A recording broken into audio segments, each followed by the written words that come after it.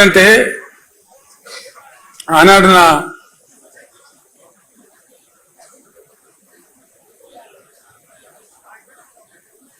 అడ్వైజర్గా సహచరునిగా రాజీ లేని పోరాటం చేసినటువంటి మాన్యులు స్వర్గీయ జయశంకర్ గారు నాతో పాటు ఉండేది. అనుక్షణం ప్రతిక్షణం ఉండేది నాతో పాటు, అన్ని సందర్భాలలో ఉండేది. ఆయన ఎంత గొప్పవాడంటే చాలా మంది జీవితంలో చాలా పనులు చేస్తారు, ఏదో ఒక స్టేజ్లో రాజీ పడిపోతారు. ఎందుకు పడతారో తెలియదు. కఠోరమైన సిద్ధాంతాలు నమ్మినటువంటి కొంతమంది పెద్దలు కూడా ఒక సందర్భం వచ్చేటప్పటికీ ఆ సిద్ధాంతాన్ని పక్కకు పెట్టి కూడా కొన్ని పనులు చేస్తారు. ప్రొఫెసర్ జయశంకర్ గారికి ఉన్న ఒక గొప్పతనం ఏంటంటే ఆయన ఆజన్మ తెలంగాణవాది, ఆజన్మ అన్కాంప్రమైజ్డ్ తెలంగాణ ఫైటర్, అన్డౌటెడ్లీ. ఎందుకంటే ఒక 14-15 ఏళ్ళు సుదీర్ఘంగా ఆయనతో పాటు నేను కలిసి పనిచేసిన కాబట్టి అనేక సందర్భాలలో ప్రయాణంలో కావచ్చు, ప్రస్థానంలో కావచ్చు, చర్చలలో కావచ్చు, ఎంత గొప్పవాడు ఆయన అంటే ఈ టైంలో నేను ఆయన స్మరించుకోకుండా ఉండలేను. అట్లాంటి మనుషులు అరుదుగా ఉంటారు ప్రపంచంలో. ఎక్కడి నుంచి ప్రారంభమైంది సార్ మీ ప్రస్థానం అంటే, హైదరాబాద్ స్టేట్గా ఉన్నప్పుడు, అక్కడ ఆంధ్ర రాష్ట్రం ఉన్నప్పుడు నిజాం రాజు పెట్టినటువంటి పాఠశాలలు ఉండేవి మన దగ్గర. మల్టీపర్పస్ హై స్కూల్స్ కావచ్చు, మరొకటి కావచ్చు. మర్కజీ స్కూల్ అని ఒకటి ఉండేది వరంగల్ టౌన్లో. ఆ మర్కజీ స్కూల్లో ఆయన విద్యార్థిగా ఉండే టైంలో ఆంధ్ర ప్రాంతం నుంచి ఉన్నటువంటి ఆనాటి అయ్యదేవర కాళేశ్వరరావు వగైరా వగైరా వ్యక్తులు వచ్చి తెలంగాణ ప్రజలను మానసికంగా సిద్ధం చేయడానికి కొన్ని ప్రయత్నాలు చేసేవాళ్ళు. దానిలో భాగంగా ఆయన వచ్చి మీ తెలంగాణ భాష మొత్తం చెడిపోయింది, కులిపోయింది, మీ తెలంగాణ భాషలో బాగా ఉర్దూ ఉంటుంది, మీది స్వచ్ఛమైన తెలుగు కాదు అని ఒక హేళన చేసినట్టుగా మాట్లాడుతూ, మీరు సంస్కరించబడాలి, మిమ్మల్ని సంస్కరించడానికి మేము ఆంధ్ర ప్రాంతం నుంచి వస్తాం అంటే వీళ్ళు లేచి జై తెలంగాణ అని చెప్పి పిడికిలు బిగించి రాళ్ళు విసిరేస్తే మొట్టమొదటి లాఠీ చార్జ్ అక్కడ జరిగింది వరంగల్లో ఆ విద్యార్థుల మీద. అంతకు ముందు కూడా ఖమ్మంలో కొంత జరిగింది, కానీ ఇది తెలంగాణ ఏర్పాటు అయిన తర్వాత ఖమ్మంలో జరిగింది.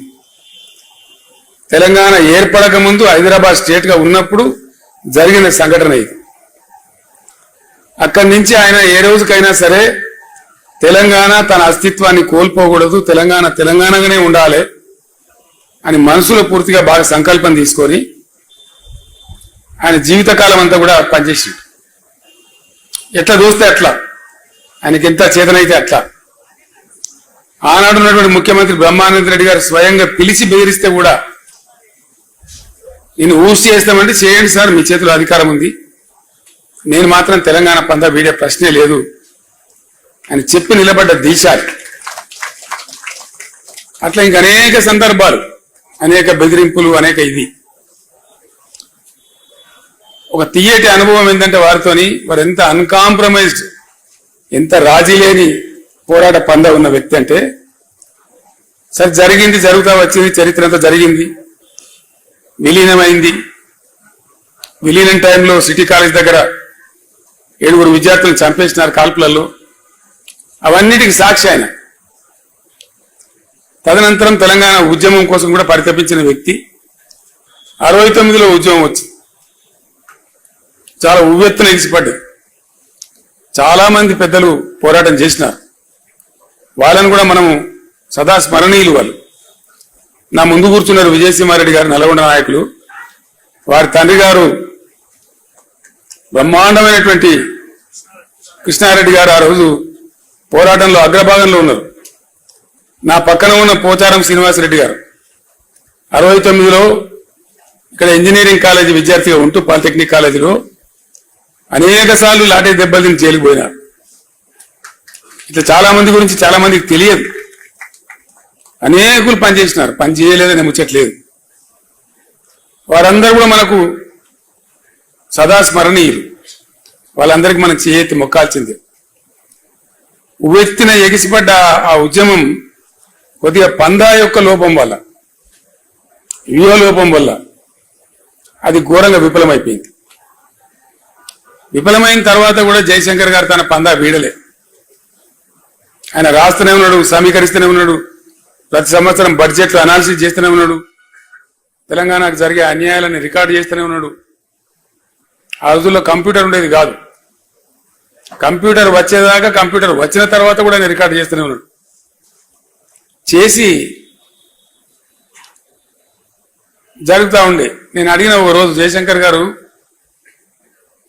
69లో ఘోరమైన వైఫల్యం వచ్చింది కదా, ఇంకో విచిత్రమైన విషయం మీకు గుర్తు చేయాలి. నేను ఇవి అవసరం, మనకు తెలియాల్సిన అవసరం ఉంది. మీరంతా ఈ స్టేజీ పైన కానీ కింద కానీ అతి ముఖ్యమైన నాయకులు ఉన్నారు కాబట్టి ఈ విషయం నేను మీతో పంచుకోవాలనుకుంటా ఉన్నా. 69 ఉద్యమంలో ప్రధానమైనటువంటి అంశం ముల్కీ రూల్స్. చాలా ప్రధానమైన అంశం. ఆనాడు ఉన్నటువంటి యువకులు, చదువుకుంటున్న విద్యార్థులు, ప్లస్ ఉద్యోగులుగా ఉన్నటువంటి వాళ్ళు, మన టీఎన్జిఓలు, వాళ్ళు కూడా బాగా హైలైట్ చేసి కొట్లాడిన విషయం ఏంటంటే ముల్కీ రూల్స్. మేము చదువుకుంటే ఏం లాభం, మా ఉద్యోగాలు మాకు వస్తలేవు కదా, తస్కరించబడుతున్నాయి కదా అనేది మేజర్. నీళ్ళ విషయంలో అప్పుడు కాలాలు కొంచెం బాగుండేది, వర్షాలు బాగా కురిసేది. ఈ మన మన మన ఉద్యమ ప్రస్థానంలో జరిగిన ప్రస్తావన తక్కువ ఉండేది అప్పుడు. కానీ ప్రధానంగా ముల్కీ రూల్స్ మీదనే ఉండేది. ఒక విచిత్రమైనటువంటి పరిస్థితి ఏంటంటే ముల్కీ రూల్స్ పేరిటనే అసలు అందులో పాల్గొన్న వాళ్ళు చెప్తే కళ్ళకు నీళ్లు వస్తాయి మనకు. రాజ్భవన్ గేట్ ఎదురుగా ఒక సంఘటన,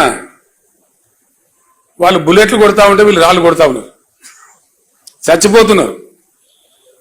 ఇంద్రవల్లిలో గిరిజనులు ఏ విధంగా కొట్లాడినరో, పోలీసు తూటా వస్తా ఉంటే మరో 10 మంది ఉరుకుతా ఉన్నారు. తూటాకు ఎదురుగా తూటా వస్తుంది, నేను చస్తా అని తెలిసి కూడా. అంత ఆవేశపూరితంగా ఉద్యమం జరిగింది. చచ్చిపోయినారు, 8-9 మంది చచ్చిపోయినారు ఆ రైలు పట్టాల మీద పడి, రాజ్భవన్ ఎదురుగానే. అంత బాగా జరిగింది. సరే, ఉద్యమం సమసిపోయింది, తెలంగాణ రాలేదు. ఉద్యమ సందర్భంలో కొత్త పొటమరింపు. ఉద్యమం అయిపోయిన తర్వాత పివి నరసింహారావు గారిని ముఖ్యమంత్రి పెట్టినారు. పివి నరసింహారావు గారు ముఖ్యమంత్రిగా ఉన్నారు. ఆయన కూడా తెలంగాణ బిడ్డ. ఆయన 2 రాష్ట్రాలు కలవాలని ఉండే ఆయనకు పాపం. విశాలాంధ్రలో ఏదో గొప్ప జరుగుతుందని ఆయన కూడా ఆశపడ్డాడు. కానీ మోసం జరిగింది. ఆయన మనసులో ఉంది. ముల్కీ రూల్స్ కు సంబంధించిన అంశం పోరాటం నుంచి, ఉద్యమ రూపం నుంచి పోయి లీగల్ బ్యాటిల్ గా మారి సుప్రీంకోర్టులో పెండింగ్ లో ఉంది. కరెక్ట్ గా 73లో పివి గారు ముఖ్యమంత్రిగా ఉండే టైంలో సుప్రీంకోర్టు తీర్పిచ్చింది తెలంగాణకు అనుకూలంగా. Mulki rules shall continue for Telangana అనగానే ఆంధ్రాలో జయాంధ్ర మూవ్మెంట్ పెట్టింది. జయాంధ్ర ఉద్యమం పెట్టి చాలా ఘోరంగా జరిగింది. అది కూడా అక్కడ కూడా 60-70 మంది చనిపోయినారు పోలీస్ కాల్పులలో. వందలాది వేలాది మంది అరెస్ట్లు అయినారు. చాలా ఒక 5-6 నెలల పాటు బీభత్సంగా జరిగింది. అది కూడా మళ్ళీ ఢిల్లీ ఆ ఆంధ్ర ప్రాంతంలో జరిగిన ఉద్యమాన్ని మాత్రమే పరిగణలోకి తీసుకొని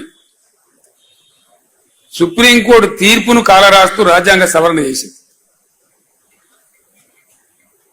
నేను ఎందుకు చెప్తున్నా ఈ అంశం ప్రధానంగా అంటే 69లో ఉద్యమం కూలిపోయి నిరాశకు గురైన తెలంగాణ ఇక లెవ్వలే. ఏ ముల్కీ రూల్స్ కోసమైతే రాజ్భవన్ గేట్ కాడ 8-9 మంది విద్యార్థులు చచ్చిపోయే పరిస్థితి వచ్చిందో, అంత ఆవేశపూరితంగా జరిగిందో, ఒక్క విద్యార్థి కాలేజీ లేడండి, యూనివర్సిటీ లేడు. నేను చిన్న పిల్లవాడిని 9వ తరగతిలో ఉన్నప్పుడు సిద్దిపేటలో బై ఎలక్షన్ వస్తే అప్పటి టీపీఎస్ అధ్యక్షుడు మదన్ మోహన్ గారు అక్కడ పోటీకి వచ్చారు. డాక్టర్ చెన్నారెడ్డి గారు తదితరులతో వచ్చి మా ఇంట్లోనే క్యాంప్ ఉన్నారు వాళ్ళు. మేమంతా వాళ్ళకు భోజనాలు పెట్టేది. పెద్దలు వస్తే మన ఇళ్లలో జనరల్గా ఇంటి వాళ్ళతోనే వడ్డిస్తాం కదా, అట్లా వడ్డించండి. నా చేయితోనే వడ్డించండి నేను చెన్నారెడ్డి గారికి, రాజారాం గారికి, రాజమల్లు గారికి, అంజయ్య గారికి, ఆనాటి చెన్నారెడ్డి గారి ఉద్యమ సహచరులు ఎందరైతే ఉండరో నేను వడ్డించిన వాళ్ళందరికీ. అట్లా జరిగింది. ఆ టైంలో ఉప ఎన్నికలు కూడా గెలిచినారు. ఇక్కడ నారం జనార్దన్ రావు గారు గెలిచినారు, సిద్దిపేటలో మదన్ మోహన్ గారు గెలిచినారు, చెన్నారెడ్డి గారి నాయకత్వంలో 14-11 ఎంపీలు గెలిచినారు. అయినా కూడా ఆనాడు ఉన్నటువంటి ఇందిరాగాంధీ కనికరించలేదు. కానీ మళ్ళీ అదే ఆంధ్ర ప్రాంతంలో ఉద్యమం వస్తే సుప్రీంకోర్టు తీర్పును కూడా కాలరాసి కర్కశంగా రాజ్యాంగ సవరణ చేసి ముల్కీ రూల్స్ రద్దు చేసినారు. రద్దు చేస్తే కలిగిన బాధ ఏంటంటే ఉద్యమ స్వరూపాన్ని మనం ఒకసారి అనాలిసిస్ చేస్తే ఇక్కడ ఎవ్వడు కుయ్యమనిలే కుట్టుకుమనిలే, అంత నిస్తేజం అయిపోయింది తెలంగాణ. అసలు మాట్లాడిన లేడు. ఆనాడు ఆమోస్ గారు అని చెప్పి టీఎన్జిఓ నాయకుడు ఉండేవాడు, టీఎన్జిఓ అధ్యక్షుడు. ఆయనను కూడా చాలా భయంకరంగా వేధించినారు. పీడీ యాక్ట్ పెట్టినారు, ఉద్యోగం తీసేసినారు, ఎక్స్పైల్ చేసినారు, నెలల తరబడి జైల్లో పెట్టినారు. కానీ ఆయన రాజీ పల్లె. ఆమోస్ గారు కూడా, ఆయన కూడా గొప్ప పోరాట యోధుడు. టీఎన్జిఓలు నిజంగా చాలా గొప్పవాళ్ళు. ఎందుకోసం అంటే టీఎన్జిఓకు చాలా మందికి తెలియదు ఈ విషయం. బ్యాచిలర్ క్వార్టర్స్ ఉంటాయి కదా మొజాంజాయి మార్కెట్లో, ఆ బ్యాచిలర్ క్వార్టర్స్ కట్టింది ఎవరంటే నిజాం రాజు. ఆ రోజు టీఎన్జిఓలు పోయి అడిగితే నిజాం రాజు ఒక ఆఫీస్ కేటాయించినాడు. ఎక్కడ? Bachelor quarters. ఇప్పుడు కూడా ఉంది ఆ ఆఫీస్ టీఎన్జిఓలకు. గాంధీ భవన్ పక్కన ఉండే ఆఫీస్ అని అనుకుంటారు చాలా మంది తెలియక. ఈవెన్ నౌ టీఎన్జిఓలకు ఆ కార్యాలయం ఉంది. సో ఆనాటి ఇవ్వలే వాళ్ళు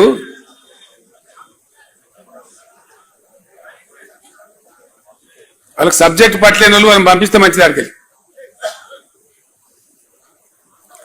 ఆ టీఎన్జిఓ కార్యాలయం ఇప్పుడు కూడా ఉంది. తమాష ఏంటంటే ఆంధ్రప్రదేశ్ ఏర్పడి 58 సంవత్సరాలు ఆంధ్రప్రదేశ్గా కొనసాగినా టీఎన్జిఓలు మాత్రం వాళ్ళ ట్యాగ్ తీసేసుకోలేదు. ఎంతమంది ముఖ్యమంత్రులు గివ్ ఏ బిగ్ హ్యాండ్. ఇంతమంది ముఖ్యమంత్రులు ఉన్నారు కదా, స్వామిగౌడ్ గారా, వారు టీఎన్జిఓ అధ్యక్షులుగా పనిచేసిన ఉద్యమంలో ఉరువు తొలగించారు. దేవి ప్రసాద్ గారు ఉన్నారు. వాళ్ళు ఎన్నడూ కూడా ఆ టీఎన్జిఓ ట్యాగ్ తీసేయలే. ఒకటే స్టేట్ కదనా, ఎందుకయ్యా మళ్ళీ తెలంగాణ పేరు మీద ఉద్యోగ సంఘం అంటే మేము తెలంగాణ ఉద్యోగ సంఘంగానే ఉంటాం, మంచి అయినా సరే చెడ్డ అయినా సరే అని ఉన్నటువంటి ఒక గొప్ప సంఘం టీఎన్జిఓ సంఘం. కొద్దిమంది అంటే జయశంకర్ లాంటి వాళ్ళు, టీఎన్జిఓ లాంటి వాళ్ళు అక్కడో వాళ్ళు తమ పట్టు మీద ఉన్నారు. మనసులో ఉన్న భావాన్ని అట్లా పెట్టుకొని ఉన్నారు. దిక్కుమొక్క లేకపోయినా ఉన్నారు. ఇట్లా ఉండే తెలంగాణ. నేను జయశంకర్ గారిని అడిగిన, సరే ఉద్యమం ఆరిపోయింది, ఎక్కడో లేకుండా అయిపోయిండు, ముల్కీ రూల్సే రద్దు చేస్తే మాట్లాడేవాళ్ళు లేకుండా పోయిండు, మరి మీరు ఏం చేసింది సార్ అని అడిగింది. ఏం లేదు, లెక్కలేసుకుంటా కూర్చున్నా, ఎక్కడన్నా సుఖదగి పడేట్టు మీటింగ్ పిలిస్తే పోదుంటి, అందులో భాగంగా మీ దుబ్బాక కూడా వచ్చినా అని చెప్పిండు ఆయన. మీ దుబ్బాక ప్రాంతమే కదా, అక్కడ కూడా వచ్చినా అని చెప్పిండు. ఎంతమంది వద్దరు మీ మీటింగ్లో కొని అడిగిన నేను. ఓ 15 మందో 10 మందో 20 మందో వచ్చేది. అక్కడికే మేము తృప్తి పడేది అన్నాడు. ఎందుకు ఆ ఉద్యమ ఆ సభలు ఎందుకు కొనసాగించారు అంటే ఆయన నికార్సైన తెలంగాణ వాది కాబట్టి నాతో ఒక మాట చెప్పిండు. ఏనాటికన్నా ఓ కేసీఆర్ లాంటి ఒక రాకపోతాడా తెలంగాణకు? వచ్చే నాటికి ఎవడన్నా ఒకరు వస్తే తాలూకాకు 10 మందో 15 మందో రెడీగా ఉండాలి తెలంగాణ వాదులు అనే దాంతో మేము కొనసాగించినాము. ఆ సోయి మిగిలింటే చాలు అనుకొని ఆ తిప్పల పడ్డాము అని చెప్పిండు ఆయన. అంటే నికార్సైన తెలంగాణ వాదులు, నిజమైన తెలంగాణ వాదులు అవి అట్లా పనిచేసిండ్రు, అట్లా ఉన్నారు పాపం. ఆశ లేదు, ఆదరించే వాళ్ళు లేడు, అన్నం పెట్టేవాళ్ళు లేడు, కార్లు లేవు, బ్యాండ్లు లేవు, మేళాలు లేవు, ఏం లేదు. వ్యక్తులుగా ఉన్నా కూడా వాళ్ళ పట్టుదల అంత గొప్పగా ఉండి పనిచేశారు. సో వారితో పాటు కొంతమంది సహచరులు ఎప్పటికప్పుడు షేర్ చేసుకునే వాళ్ళు ఉన్నారు. నిజానికి నేను ఉద్యమం ప్రారంభించేదాకా జయశంకర్ అనే ఒక వ్యక్తి ఉండని నాకు కూడా తెలియదు. I never knew. ఎంత కూరుకపోయింది పాతాళ లోకంలో అంటే చాలా దారుణంగా. అసలు మనోళ్ళే మొత్తం హైదరాబాద్ లో బతుకమ్మ పండుగ ఆడితే మోటు ఆడే పరిస్థితి లేదు. తెలంగాణ బిడ్డలే గాని బతుకమ్మ ఆడితే ఏమనుకుంటారో ఏందో అనే పరిస్థితి హైదరాబాద్లో. మనోళ్ళంతా ఆనగకాయ బంద్ చేసి సొరకాయని మొదలుపెట్టారు, పుంటికూర బంద్ చేసి గోంగూరను మొదలుపెట్టారు. అంటే మన మాతృభాషను, మన స్వతహాగా మన పుట్టినప్పటి నుంచి ఉన్నటువంటి భాషను కూడా మాట్లాడితే మొరటేమో ఏమని అనుకుంటారేమో అనే స్థాయికి నెట్టివేయబడ్డ తెలంగాణ. ఘోరాతి ఘోరం. నేను జయశంకర్ గారు ఒక రోజు ఉద్యమంలో తిరుగుతా ఉన్నాం. ఆ పై ప్రాంతానికి పోయినాము, ఆదిలాబాద్ బహుశా ఏ ప్రాంతానికి పోయినామో. తిరిగి హైదరాబాద్ వస్తా ఉన్నాం. వస్తా ఉంటే పైనుంచి కోరుట్ల, జగిత్యాల నుంచి ఆ సిరిసిల్ల మీదుగా వస్తా ఉన్నాం. సిరిసిల్ల పట్టణంలో రాత్రి మేము 11:45 అవుతా ఉంది. కారు హెడ్ లైట్లలో కనపడుతున్నాయి, గోడల మీద నినాదాలు. విపరీతంగా పదుల సంఖ్యలో చచ్చిపోతారు. దుబ్బాకలో, పోచంపల్లిలో, సిరిసిల్లలో, ఇంకా అనేక చేనేత ప్రాంతాలలో డజన్ మంది చచ్చిపోడు, 6 చచ్చిపోడు, 7 చచ్చిపోడు ఒకటే రోజు. అక్కడ ఉన్న కలెక్టర్ గారు జనార్దన్ రెడ్డి గారు అని ఉండే పాపం, జాయింట్ కలెక్టర్. ఆయన గోడల మీద రాయించిండు రాతలు. ఏమి రాయించిందంటే ఆత్మహత్యలు, సావులు సమస్యకు పరిష్కారం కావు, మీరు చావకండి. అప్పటికి 60 ఏళ్ళు 65 ఏళ్ళు స్వతంత్రం వచ్చి దేశానికి. నేను జయశంకర్ గారితో 60 ఏళ్ళ స్వతంత్ర దేశంలో ఏమో గీ నినాదాలు మనం గోడల మీద చూసేది. ప్రపంచం ఎటుపోతుంది, మనం ఎటుపోతున్నాం, మనం బతికేం సార్ ఈ తెలంగాణ అంటే. ఇక అయితే నీతోని కావాలని కేసీఆర్ని దండాడాలి. ఇవ్వకుంటే నువ్వు గట్టిగా మొండి ఉన్నావు, నువ్వే కొసదాకా నిలబడాలి, ఏం చేస్తావో చేయాలి అని. అంటే అట్లాంటి సందర్భాలు. తెలంగాణ అంటే అంత చులకన భావం, ఏహ్య భావం.